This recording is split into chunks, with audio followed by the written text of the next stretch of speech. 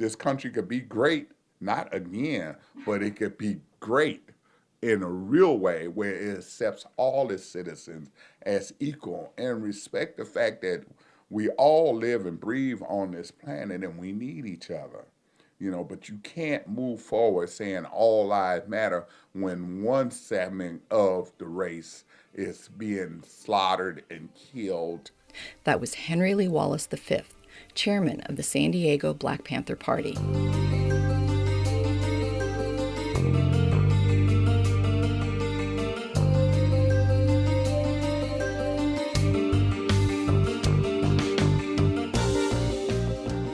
Welcome back to another edition of listener-supported KPBS Cinema Junkie podcast. I'm Beth Accomando. For today's episode, we're going to stray a little bit off the film path. I'm going to continue my discussion with David F. Walker about the Black Panther Party, and I'm going to combine it with an interview I did with Henry Lee Wallace V, who's a member of the San Diego Black Panther Party.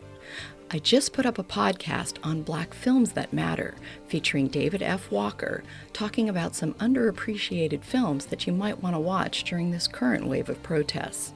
David is also writing a graphic novel about the Black Panther Party, and although we talked about that a little bit in the previous podcast, I wanted this podcast to focus a little bit more on his book and on the Black Panther Party. So to start with, I'm going to talk a little bit more with David Walker about the research he's done on the Black Panther Party.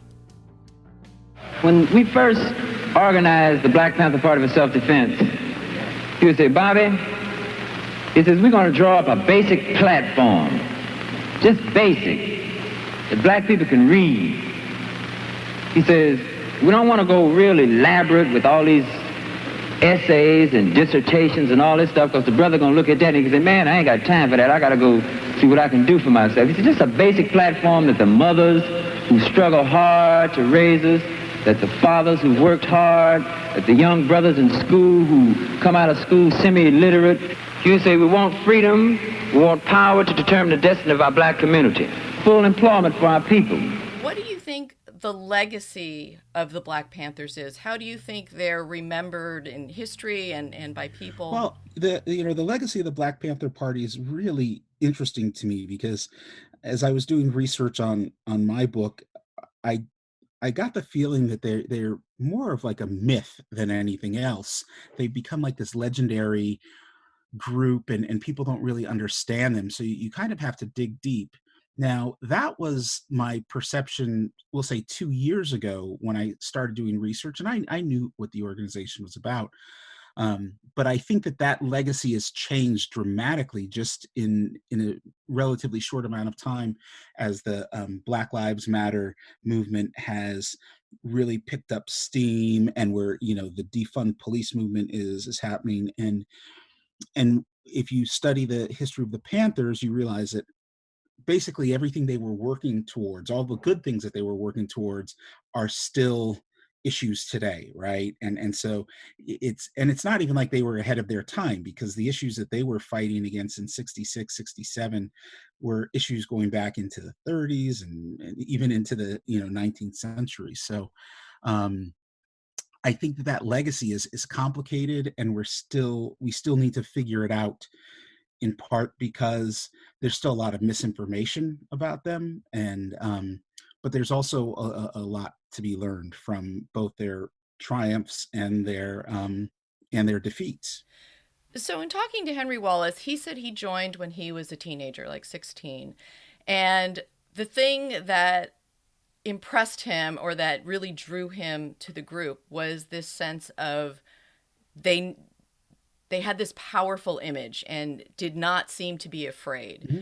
And it seems like one of the things that lingers about them is this image of, the Black Panthers with guns and with their black leather jackets and walking, through the streets and protecting neighborhoods.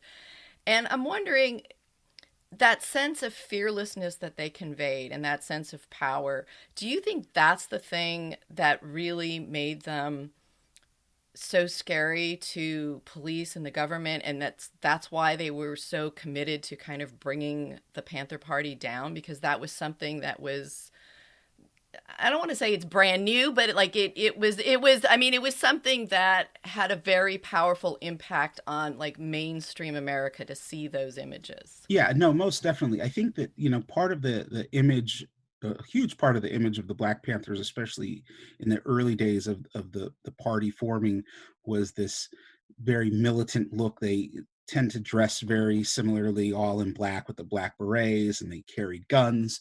And you have to keep in mind that this was, the 1960s. This was, you know, Martin Luther King Jr. and the SCLC, and the mainstream civil rights movement was really pushing this idea of nonviolence. And the Panthers were young people. Most of them were, initially they were all out of Oakland, California, and they didn't have necessarily the patience or the same ideology that a lot of the SLCC and again the more mainstream civil rights organizations had, and they were taking their cue in a lot of ways from Malcolm X, who had just been assassinated the year before they formed. Um, and other organizations like SNCC, which was becoming a little bit more militant in their views.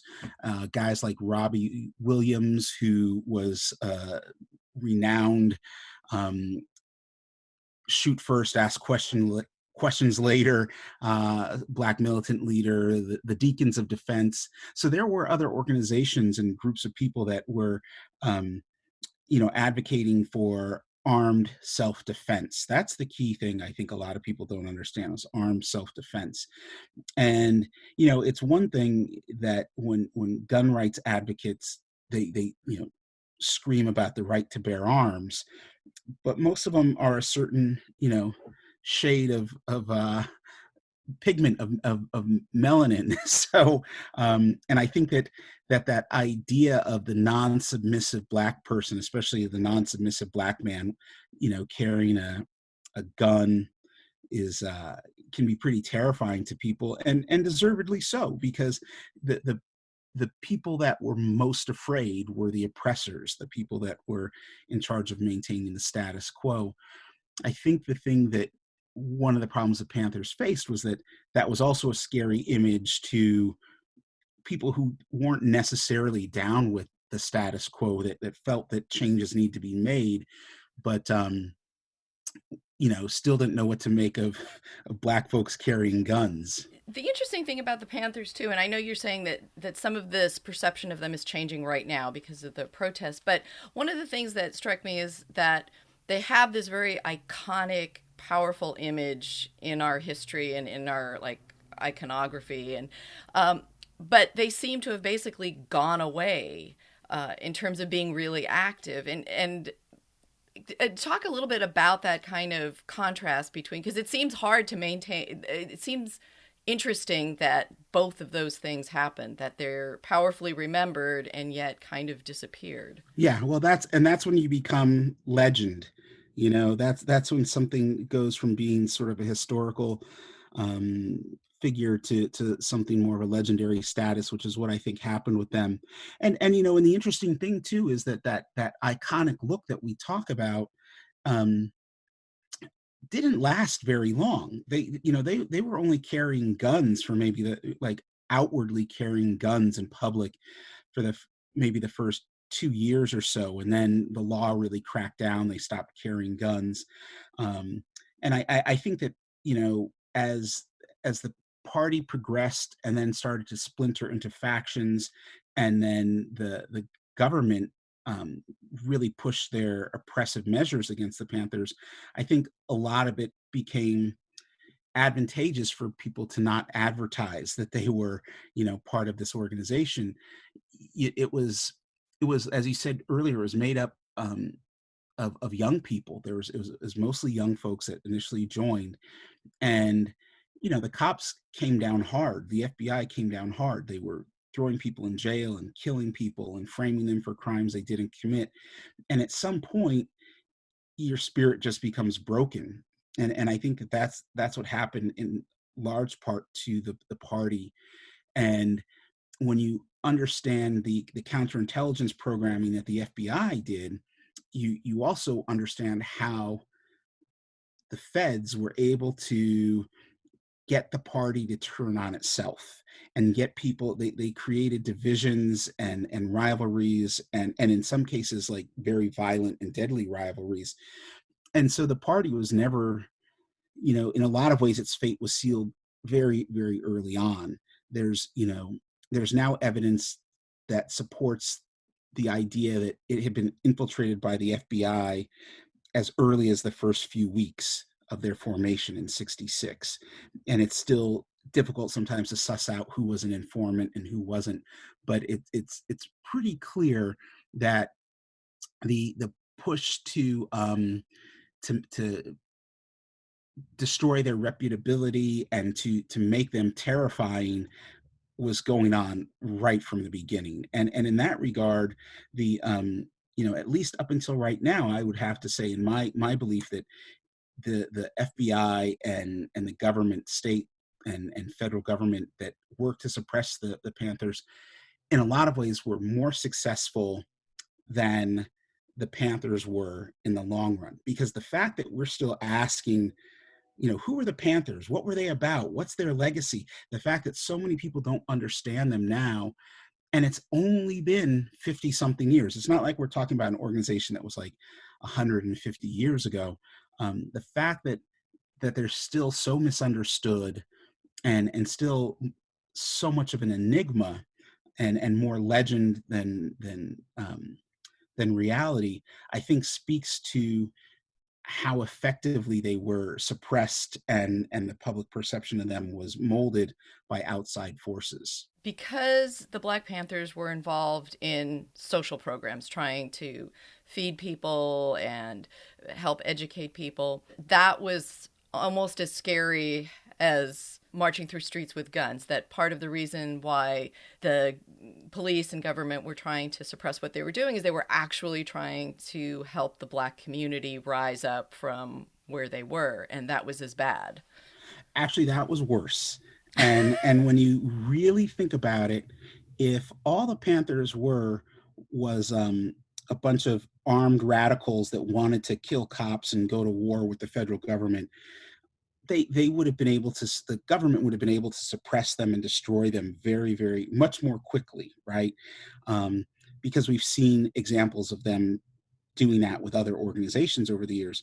But the fact of the matter is that, you know, the most successful program that the Panthers did was they fed poor kids, and in feeding poor Black kids primarily, they also had their education programs. And if you go through any of the documents, the FBI documents that have been released through the Freedom of Information Act, J. Edgar Hoover, the director of the FBI, is very clear that the breakfast program is the thing that he hated the most. And you know, when you think about it, it's like, but he says in some of these documents and some of these memos, is like, if the Panthers succeed in winning the hearts and minds of the people, you know, we've lost.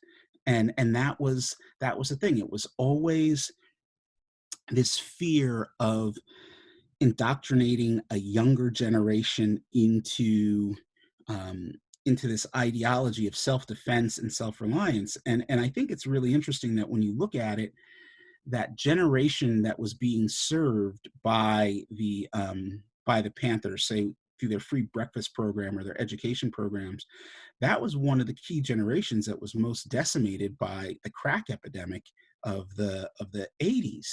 And there's a direct correlation that people don't talk about too much, but I think the fact that Huey Newton, co-founder of the party, was killed in in what amounts to basically a drug deal gone bad. And then you have that generation, essentially that boomer generation of Black folks who succumbed to crack early on. And then you have the Gen X generation that were the ones being fed in the 60s and 70s in these food programs, right? And both of them fell victim to not only the suppression of an organization that's first and foremost, their priority was defending the community and empowering the community, right? And once you were able to destroy that, you know, everything else sort of falls into place in terms of oppression and submission. And do you think there's something that the current protesters can learn from what the Black Panthers did? Yes, there is. It's interesting though. There's two very valuable lessons. One, the most important one is, you know, be careful, because they will the state, the powers that be, will stop at nothing to discredit you. And early on in the protests, like in Minneapolis, when buildings started burning, and there was very clearly agent provocateurs out there on the streets. And that's the thing. It's like everything that's going on now was going on back in the 60s. The only difference now is that surveillance is more highly advanced, and communication is more highly advanced. But um, the FBI worked in conjunction with the Chicago Police Department to murder Fred Hampton in 1969, and that's not an exaggeration. That's documented proof, and the state suppressed evidence in the case of Geronimo Pratt to send him to prison for a crime he didn't commit, and the person who pointed the finger at him was an FBI informant. And I think that what the most valuable lesson we have to learn is that we can't underestimate the forces that we're up against and their desire to stop the people from getting out from under their oppressive stance.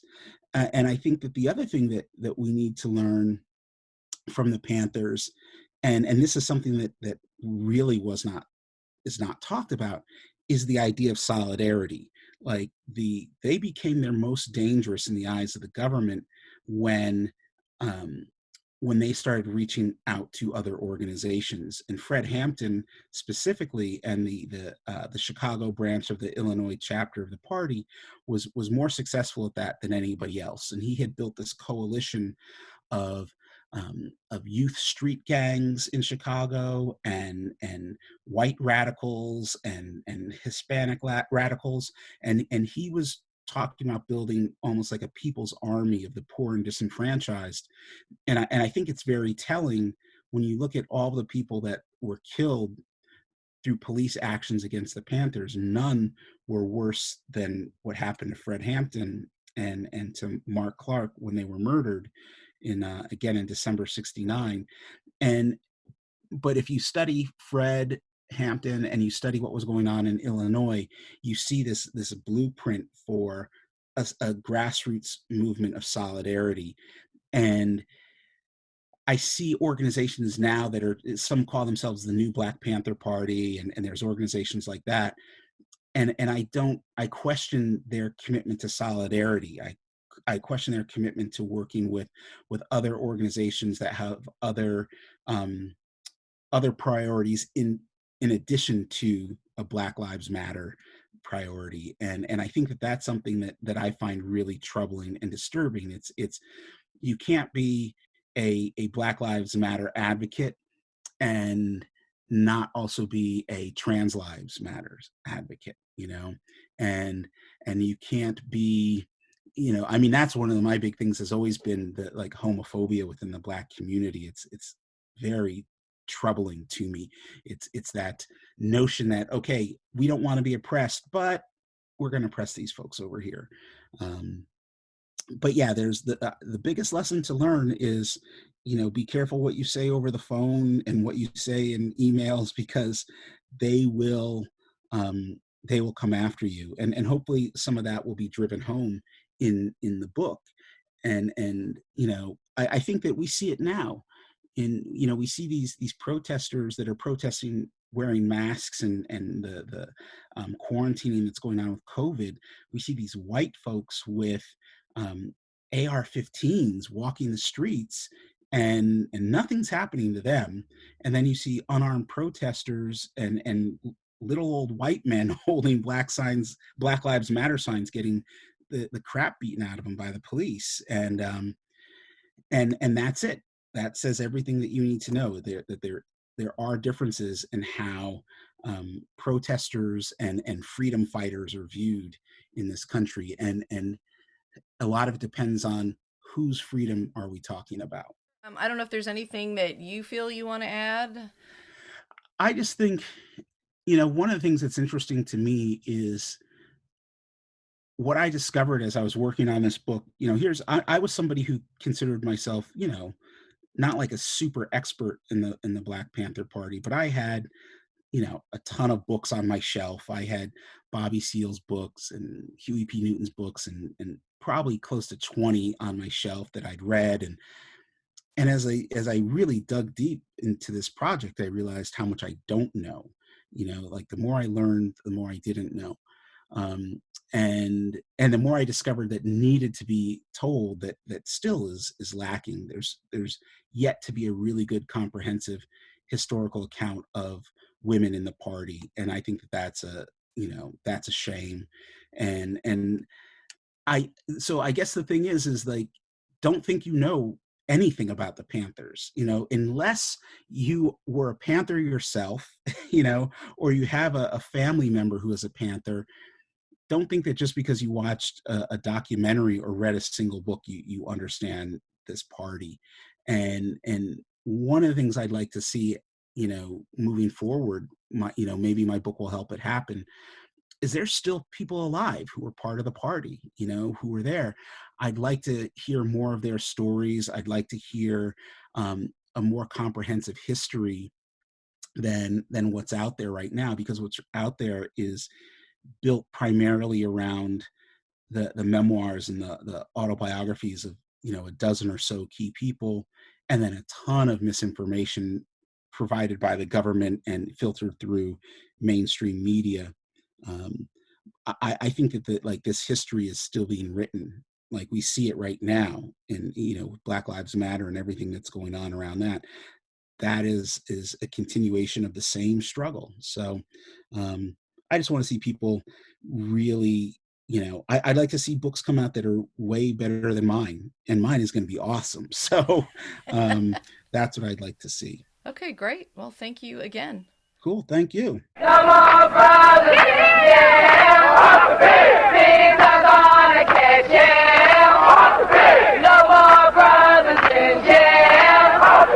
Things are gonna catch him.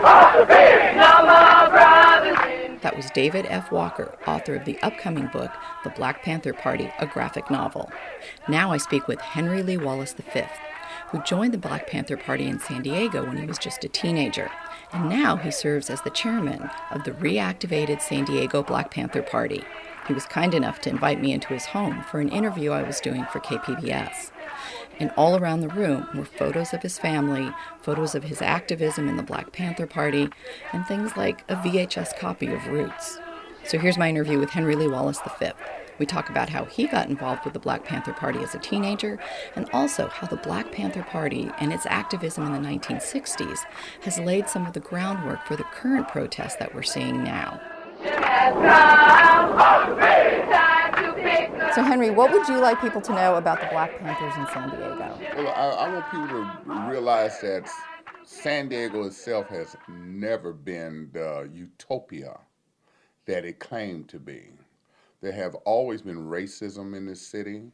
The Black Panther Party, when it came out to fight the injustices of the system itself, because the police department was just one part of it. And they were uh, actually given free range to come into Southeast San Diego and do criminal stuff. I'm not just saying brutal, but criminal. They did more than just beat up people and stuff like that. I remember as a child playing over in our yard on Nautica Street. The police used to come through there and ask us questions without my mother and father being around, and it was like they was criminalizing us at that point. And so when my mother found out about it, she let them have it. She caught them one day coming by there, and she read them the riot act. She said, "If you don't leave my kids, I'll shoot y'all." You see, so it was a thing that it was always the oppression of the minorities, especially blacks, and so even the Hispanics, the Mexicans, they suffered as well over in what's called Barrio Logan, Sherman, stuff like that. So the police had free range, and part of what happened at Chicano Park when they put the 5 freeway in, I was born around that time. I was around, and they wanted to put a highway patrol in the middle of our neighborhoods, right there off the 5 freeway, and the people rose up. They said, no, it's not going to happen like that. So the Black Panther Party was part of that back in those days to help keep the police out of our neighborhood. We already had a problem with, now you want to put the highway patrol in there. They had one black detective, Johnny Williams, and he was to do their bidding, but he was playing the where they would give him instructions, but he knew the community. So he would let us know when they planning on doing something do low in our community. So that's a beautiful thing, and he would warn the Black Panther Party of impending police actions against the Black Panther Party, because he realized that we needed organizations such as ours to start checking the police's power in our community. How did you initially get involved in the Black Panthers? Ooh, that's a long story. You sure you want to hear it? How old were you to start with? I was 15, 16 years old, something like that. And I laugh at some of the critics when we reactivated, saying, well, you was only 16 years old. How could you been a Black Panther? Well, all of us was young. And then I tell them, you need to go and read your history books. Then that way you'll know that it wasn't an old folks thing. It was a young folks, because the older people were seasoned to believe that everything was going to get all right through prayer and a little bit of protest and stuff like that. But the younger kids seized the times.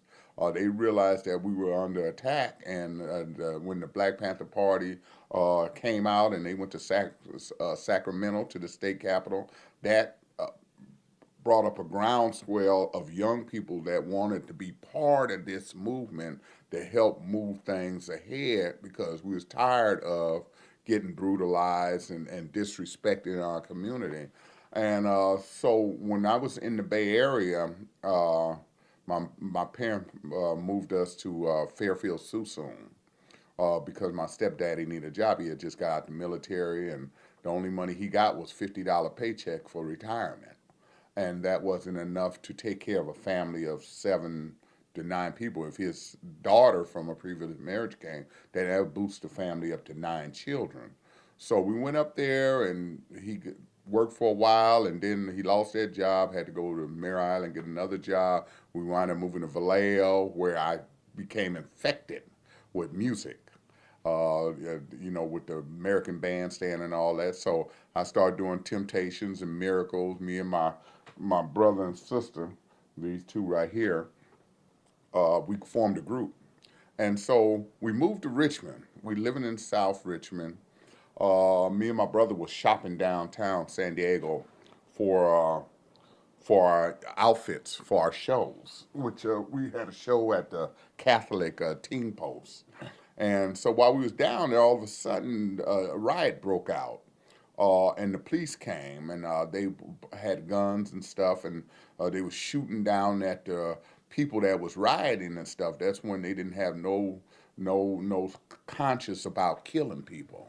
As you know, with some of the university, went on the universities and killed people. And so me and my brother, like I recounted before, we ran because we was young. We didn't know, how to deal with that situation. Wind up running to an old funeral home, a black-owned funeral home, which was one of them Victorian houses you would see down south with the big picture windows and all. So they had a old black lady that was in the window in a coffin, and so me and my brother hid up under that coffin. And then when everything cleared, then we went home, and my mother got on us about it. She said, "You boys, we gonna get you out of here." So she moved us back to San Diego. My sister went to San Diego State College, which is now San Diego State University, and she was in the Black Student Union. So she and her boyfriend, Kenny Denman, was approached by the Black Panther Party in '67 to open up a chapter of the Black Panther Party. And from there, my mother joined, my stepfather joined, and then I joined, me and my brothers. And ever since then, we've been Black Panthers. And what was it about the Panthers that appealed to you, that made it something that you wanted to be a part of? It was man on man. They had muscle. They showed that they weren't scared of the police, and they educated us on the Second Amendment, that we had the right to bear arms to protect ourselves. Because, like I was saying, back then the police didn't have a problem with shooting you or pulling you over. If me and you was in the car together, they gonna tell you, did he kidnap you? They would say stuff like that, and they would handcuff me, put me on the ground. And if it was two or more blacks in the car together, they'll pull us all out the car and put us on the ground, and then want to talk to us. So it was that disrespect of our community. Whereas if you go in the white community, they just say, "Oh, Johnny's all right," and Susie all right, and you kids have a good time. But us, it was a different story in our community, and white America didn't understand that. Only the ones that was educated that actually came down to see, because you remember the Freedom Riders and stuff like that, the people that was going in down south in the bus. Well, we had some students come and live at our house during the time we was in the Black Panther Party, and they came there to learn about the conditions in Southeast San Diego. And so all these things attributed to me becoming the person that I was at that time. And it was just a serious time that a lot of people didn't get it. With J. Edgar Hoover on the pedestal sitting up there, "Oh, I'm protecting America, and they the greatest threat against the United States," when you was brutalizing us and you knew what you was doing. But you tell the American public that we didn't have a right to stand up for our civil rights. And we knew what was going on down there. But white America and others that wasn't coming into our communities are wanting to know, or they sympathize, but they wouldn't do any action against it because they felt retaliation. Well, that's part of what made me stand up for my people, because I knew that we was gonna get no help from them. And it was a saying that came out that I'd rather die standing up than on my knees. I'd rather be on standing. I'm not gonna be in a prayer position. So you could still brutalize me. Look at what was going on with Martin Luther King at that time. He'd go out there and protest, and they would sick the dogs on him. Water hose. I mean, every entity that we paid for, the taxpayers, our tax money was going towards brutalizing our people. Fire department pouring water on us, the police beating us with baton. They sicking dogs on human beings because they want the right to vote. No, we had to become Black Panthers at that time, and anybody with any sensibilities at that time would stand up. The old folks were scared because they was used to, the system that it was. They figured if we just held out long enough, they're gonna let us vote. They're gonna let us have a decent job. My mama couldn't even get a job. The only job they would give my mama is a maid job. My mama got tired of that, and her husband that did 20 plus years in the military, he couldn't even get a decent job. Every time he got a job, they wanted him to be subservient or something, and a man can only take so much. And your whole family ended up Yeah, joining. my whole family became Black Panthers. That's what our food program is named after now, Evelyn Frankie Germany, free bulk food program. So I named it after them because they were dedicated to feeding people. And even when the homeless became a problem, the cameras came on that, "Ooh, we have a homeless problem. We always had one." But it's bigger and bigger and bigger. And it's due to what? Capitalism. If you follow the money, all the ills that we have in this country is from capitalism. And I'm not against companies making money, but I'm against corporate greed. Corporate greed do not give nothing away unless they are threatened with the bottom line. We're not getting them. You see what happened when they burned down the banks? Oh my God! Oh, we need to do something. Let's help these people. Black Lives Matter.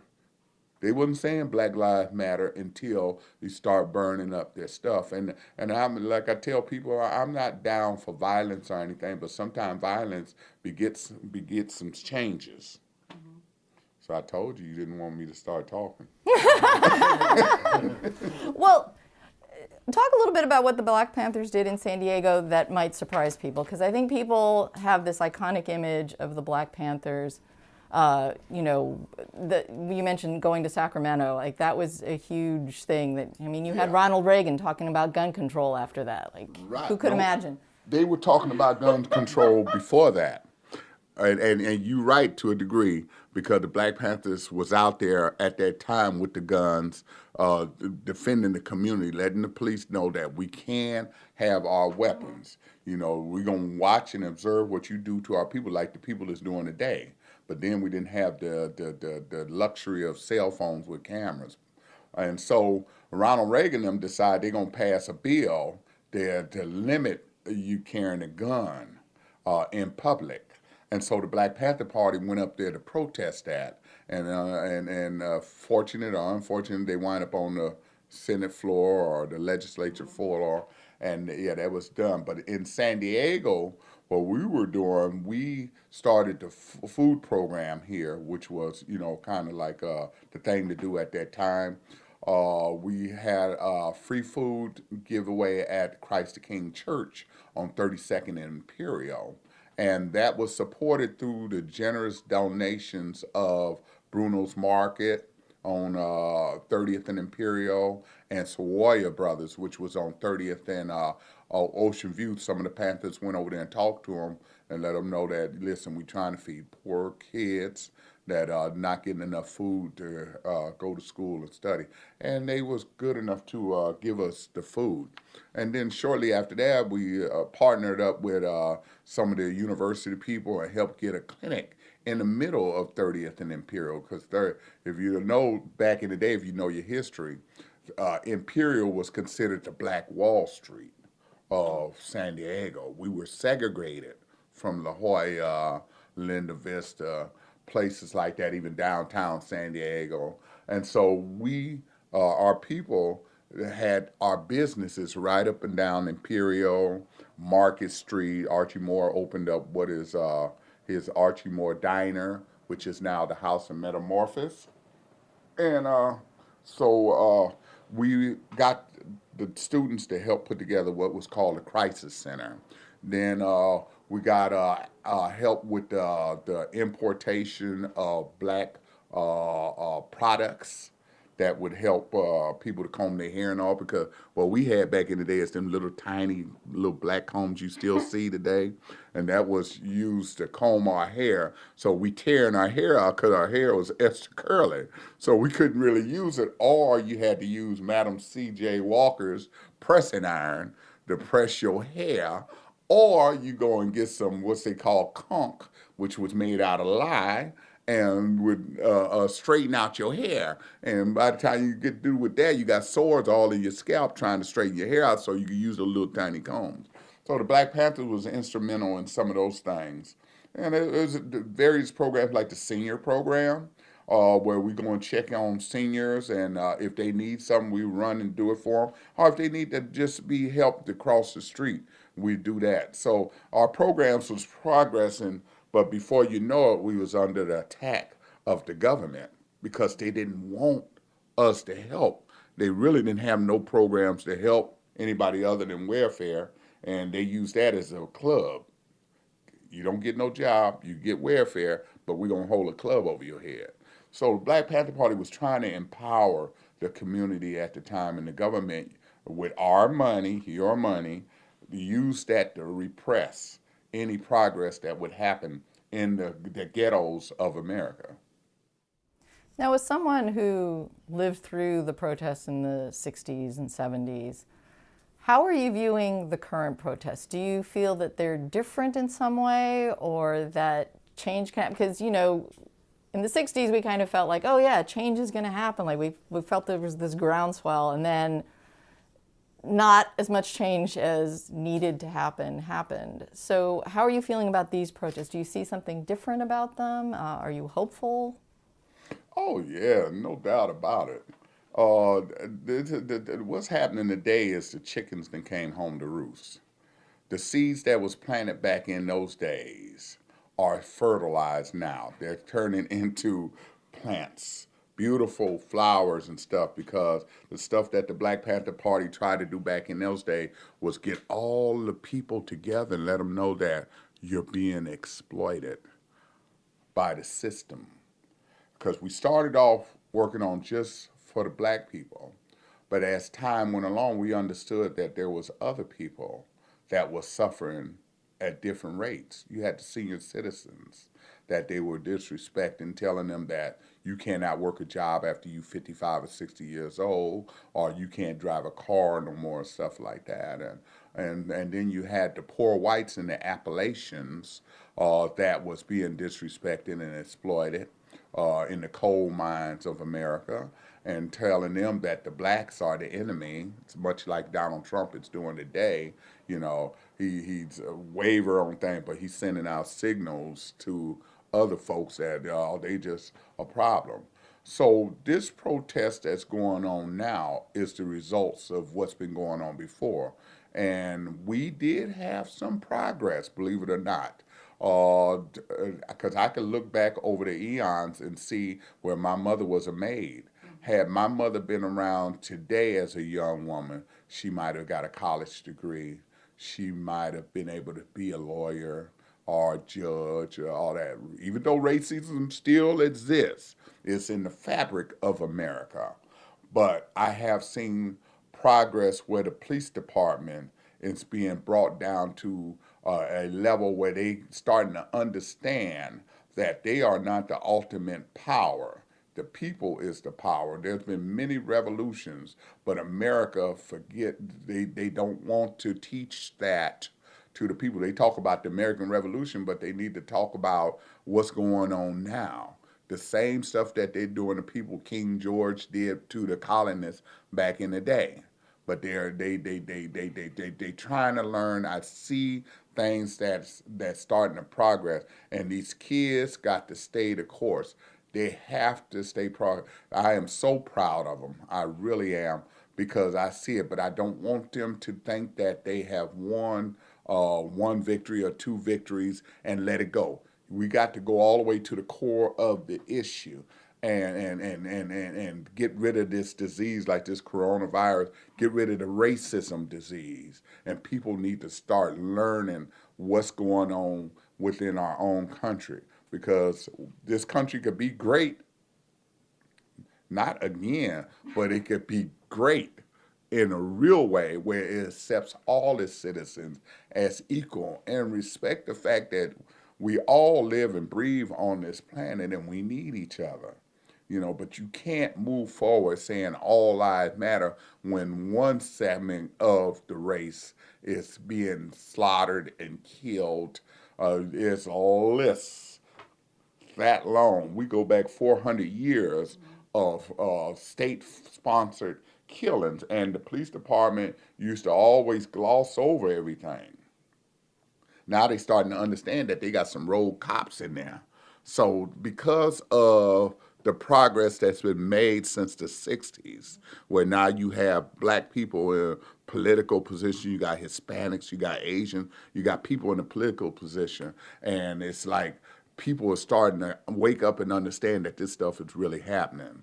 So I told you don't let me talk too long. So what do you think could have been different if the Black Panthers in the 60s had the access to social media that we have now? Oh, I think we did pretty good back in those days. I think because our history is still around, even though San Diego Black Panther history was glossed over because of, I guess, The fact that blacks is only 6% of the population here, and whoever controls the narrative is able to, sort of gloss over the history. The only thing we got left video wise is the 1968 riot that's on YouTube. But yeah, I don't think that we could have did it much better than what we done with what we had. Well, You it know, just seems like part of what's making it feel a little different right now is that you have not just somebody's word that something happened, but you have these powerful videos to really say, like, you can't turn away from this anymore. Like, No, you you can't. see George Floyd, or you see that woman, Amy Cooper, trying to get Chris Cooper arrested. I mean, you see these things and you can no longer go like, oh, you're exaggerating. It's not happening. It's not as bad as you think. So I'm just, And the young man that was hunted down while yeah. he was jogging, he was hunted like a animal in the jungle or something. You got a man in a car following him, chasing him in the car to corral him into where those people were waiting in ambush to kill the young man. So yeah, you're right that the technology we have today is actually putting it out there, But like I said, back in the day, we fought with what we had, and we brought the world's attention to it.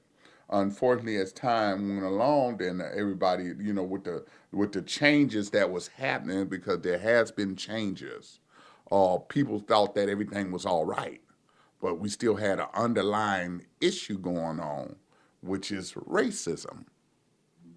And racism is taught in this country subliminally, and some right out. Look at those police that they caught on the video. Thank God they check the video every so often in the cars and all. They talking about a race war.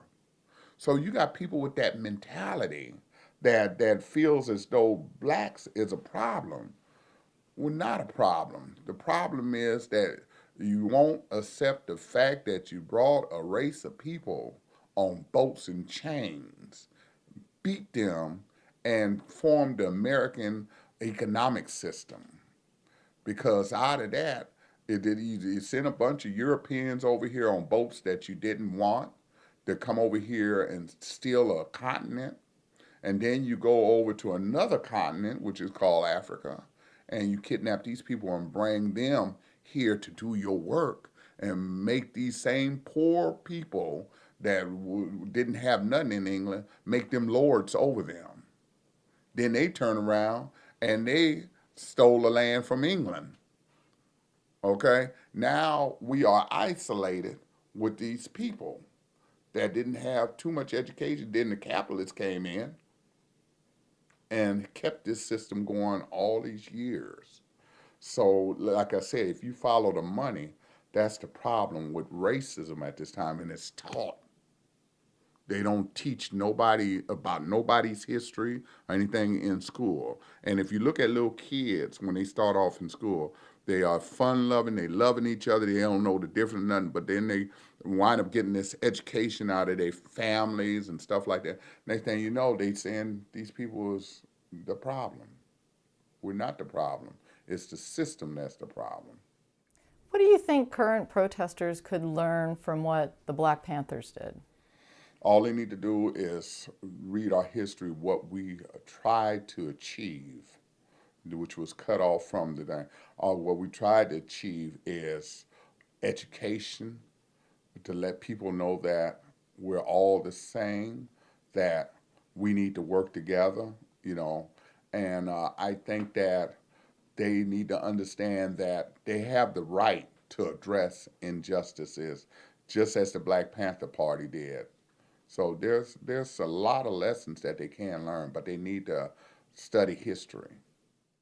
And do you think San Diego tends to turn a blind eye to racism here in San Diego? Because some people Oh, yeah, it's real easy. San Diego, that they do want to keep it where it's all about the business again, is do not have no disturbances in San Diego because we want to attract business here. We want to attract money here. So Mayor Faulkner, he's, I guess, attempting to, appease the protesters. And if you look at the reason why, it's because they want to make sure that San Diego stay a safe place for people to come here and spend money.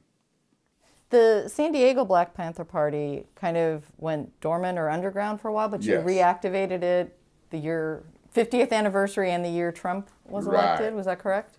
Yeah, in 2016, it started off with me going to San Diego State. I was driving the bus and everything, and I'm listening to all these different things about giving out civil rights awards to city council members and stuff like that, what they have done in the community and this and that. And I'm looking, I said, they never talk about what the Black Panther Party tried to do. And when I mentioned it to some people, they were like, San Diego had a Black Panther Party? I say, yes, we did. So one of the professors told me, well, we need to do something about that. And he basically gave me lip service. He didn't take it no further than that. Then I approached Cheryl Morrow, Willie Morrow's beauty supplies, and she's an editor over there that she does to monitor the newspaper. So me and her talked about it. She said, well, we could do something about it. So she started doing a film. She wanted to record what was going on. And so we decided from that point to figure out what our next plans is. So I got with my brother, which was a young Black Panther back in the day. He was like little Michael on Good Times, Patrick Germany. So we talked about it. Then Ibrahim, we talked about it, and so they wanted to reactivate. And I told them, no, I said that what we need to do is get the history going. So as I started digging things, I found out that some of the original Panthers was coming to San Diego to speak at the museums and stuff. I said, well, they got them coming here, but they never talk about San Diego Black Panthers. And so one of the women down at the history seminar gave me the phone number to one of the Black Panther Party which was actually on this DVD, Vanguard of the Revolution. And I called him, and he got to telling me different things that had been going on since we've been dormant. So he told me about a meeting that they have once a month up in Los Angeles at a restaurant called Simply Wholesome. And so I went up there and I talked to some of them, and I started feeling, I said, oh my God, some of us are still coming together. So I let them know who I was and all. And so they told me about the 50th anniversary is coming up, and all the Black Panthers from around the world was going to go. And so I started investigating and everything. I went up there and I found out that the Black Panther Party wasn't active as an organization, but they had what was called the Black Panther Party Alumni Association. So I came back from 3 days of being on high, being with all these beautiful people from around the world at the Oakland Museum, at that courthouse where Huey Newton was being held, and Bobby Seale and all. And came back and I talked to Ibrahim and Patrick. I said, yeah, we need to reactivate for social change. I said, we're not going to be donning the berets and the leather jackets and going out following the police. I said, the community can do that. I said, they have these cell phone cameras and stuff like that. So some of the original Panthers here in San Diego figured they need to go back to 1966. I said, no. I said, this is 2017 now. I said, we need to be up to date on things. So we reactivated and started holding what was called the Black Panther Breakfast Forum, where people start coming from all over the place just to hear our story down at Bonnie Jean's Soul Food. So we ran that for a year to get the feedback from the community and all.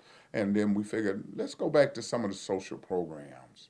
Start giving out food, because we got a bad homeless problem here. We got a problem with low income. Jobs is not good in San Diego for minorities. And so we started back giving out food with the ideal of putting together other programs as we go. So some of the programs that we want to do is education for children from preschool to fourth grade. And the same thing with the senior program. So we're going to activate that as time go along. We just recently got a bump in membership. So we're forming a separate group of supporters for the Black Panther Party. programs here in San Diego. But my mission, as I started off, was just to get our history out there and let people know that you did have heroes in your community. And do you have any last words you'd like to say to people? Yeah, I want you guys to know that the Black Panther Party stand with those that stand on the side of justice, and that we want just what you want. But you got to understand that everybody need to come to the table. Everybody need to be part of this situation.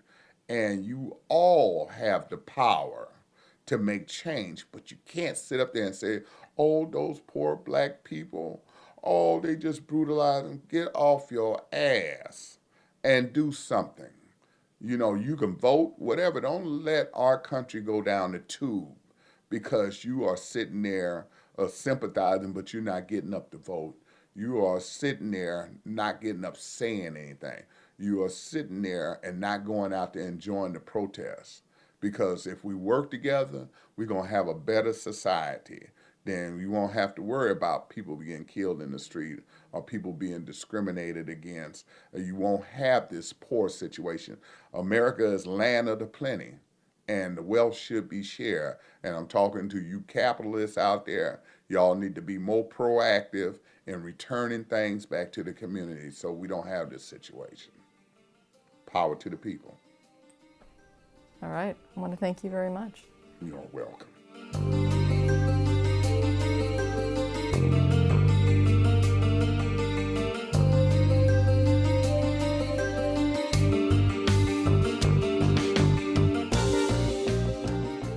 That was Henry Lee Wallace V, chairman of the San Diego Black Panther Party. Thanks for listening to this bonus edition of KPBS Cinema Junkie podcast. For the next episode, I'll be talking to some of the creators of Apple TV's Mythic Quest. I know, it's not a film, but during quarantine, if I can find anything that's worth watching and enjoyable, I'm going to highlight it. So till our next film fix, or TV one, this is Beth Accomando, your resident cinema junkie.